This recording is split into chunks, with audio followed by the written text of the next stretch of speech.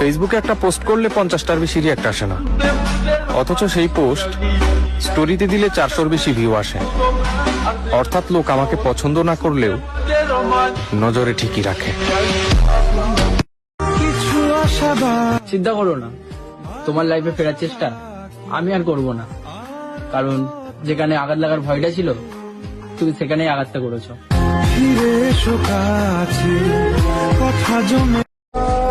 পরিবারের কাছে আজকে আমি লজ্জিত। তোমাকে পাওয়ার জন্য আমি তাদেরকে কত কিছুই না বলেছি।